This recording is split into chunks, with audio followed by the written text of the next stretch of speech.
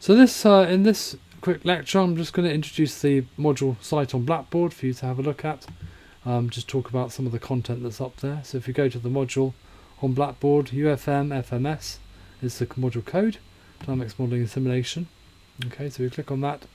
This is the announcements page. At the moment there aren't any announcements, but there will be by the time you watch this video. Under module information on the left hand side, if you click on that, we've got the module handbook that you can click to download.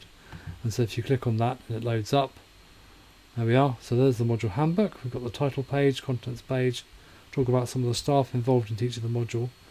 Introduction context, so this gives a bit of details about the background of the module and what's going on, the philosophy.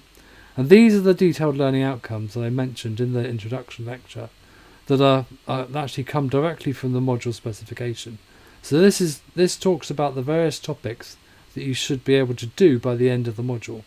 Okay, so we've got describe and explain key scientific principles, mathematical models and methodology through the proficient use of relevant methods, tools and notations. Okay, demonstrate understanding through project-based activities of the applications and technologies of dynamics, modeling and simulation. Okay, we've got engineering principles, being able to apply them, and the mathematical methods to analyze key dynamics and engineering simulation problem processes.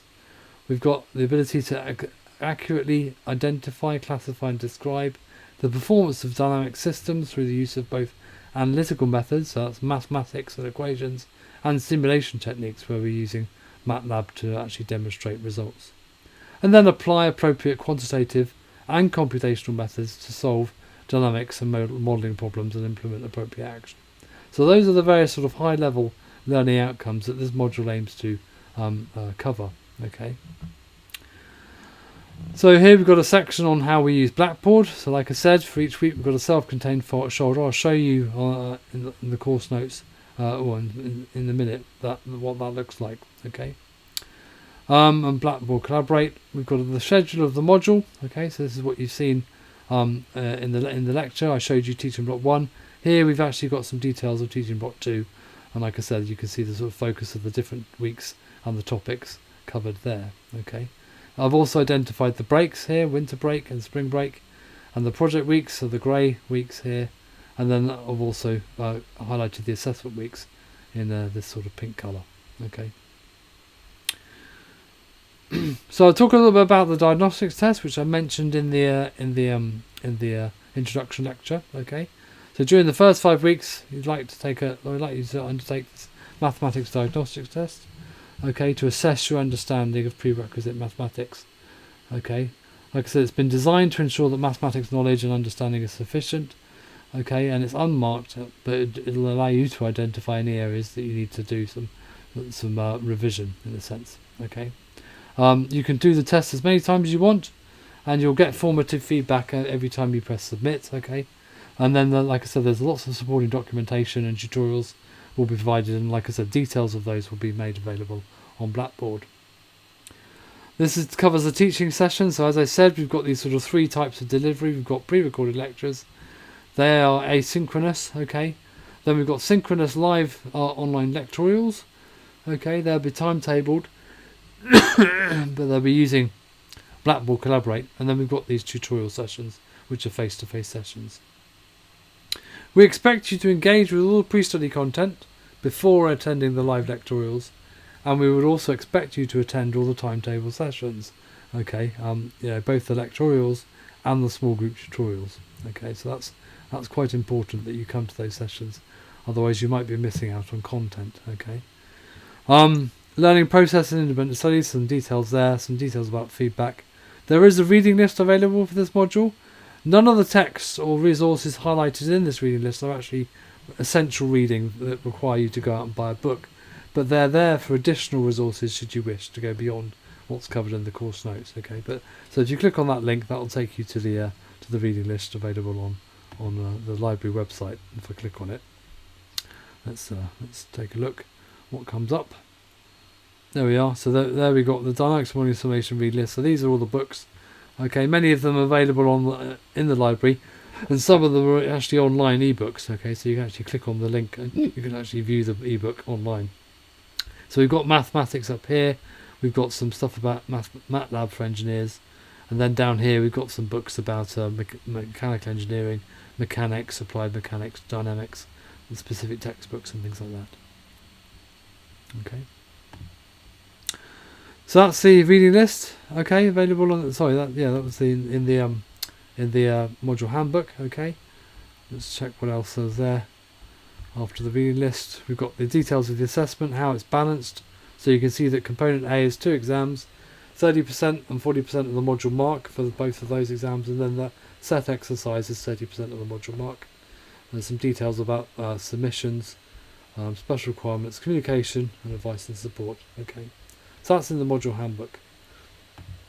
Now, under learning materials, this is where you're going to find the content for the module. Okay. So I mentioned there were some dynamics primer notes. Well, they're here. If you click on this link, this takes you to them. Okay, so you can see it's an online-based resource loading up in a web browser. There we are. Okay, so we've got linear motion, angular motion, a little bit of talk about scalars and vectors, projectiles, and then some of the additional notes where we talk about some of the basic maths. And like I said, you can either read through the notes like this. You can click on the different sections to jump to a different section. There are some examples and exercises for each section. If we go there we go. Some example. So there's some examples, and like I said, I'm pretty sure we've got some exercises as well. And then and so you can click through and have a go at some of these things. So here's some exercises for scalars and vectors as we load them up, and you can see we've got some answers here. Full solutions are also available on Blackboard. Okay, so it might be worth having a go in here. There are various different functions to this interface. You can view it in different ways. You can make the text bigger.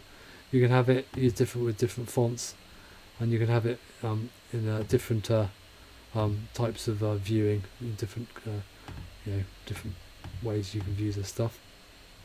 Okay, so that's dynamics notes. Okay, so weeks 1 to 5 are already open because that's what we're going to be covering first. So these are the Matlab course notes, and like I said, this is like an ebook for you to download.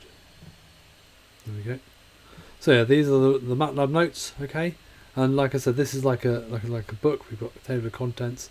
Again, you can obviously click on these different sections to go to various things. We'll be covering introduction to Matlab as a calculator in a minute. Okay, but you can see that you can click on these sections and you can jump to the various pages of the notes. Okay, and as you can see at the end of each chapter of these notes, you've also got exercises like a worksheet to work through to give you some practice of using Matlab in the various different sections.